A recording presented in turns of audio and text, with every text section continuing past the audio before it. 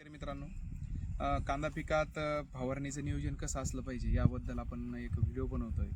तर शेतकऱ्यांनी एक लक्षात घेतली पाहिजे गोष्ट, की आपण स्टेप बाय स्टेप गोष्टी केल्या पाहिजे. आधी सौम्य बुरशीनाशक वापरले पाहिजे, सौम्य कीटकनाशक वापरले पाहिजे, नंतर हळूहळू जसे स्ट्रॉंग करत गेलो पाहिजे. तर काही शेतकरी आधी स्ट्रॉंग करतायत, नंतर सौम्य करतायत, तर त्या गोष्टी स्टेप बाय स्टेप केल्या पाहिजे.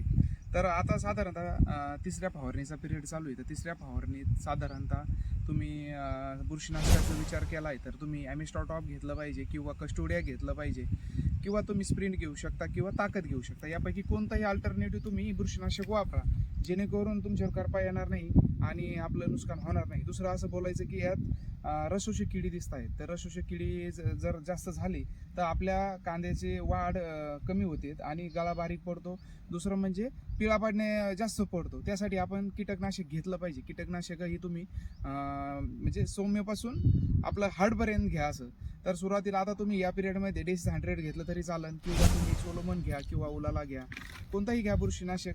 आणि तिसरं म्हणजे की तुम्ही जर टॉनिकचा जर घ्यायचं आहे तर तुम्ही टॉनिक तुम्ही इसाबियन घेऊ शकता, तुम्ही बायोविटा घेऊ शकता किंवा स्वरूप ॲग्रोचं तुम्ही विराटॉनिक घेऊ शकता.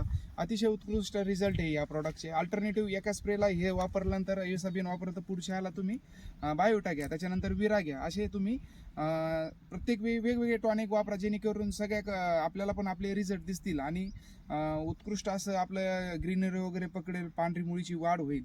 आणि जर खताचा विचार केला जर तुम्ही तर अल्टरनेटिव्ह खत पण वापरा.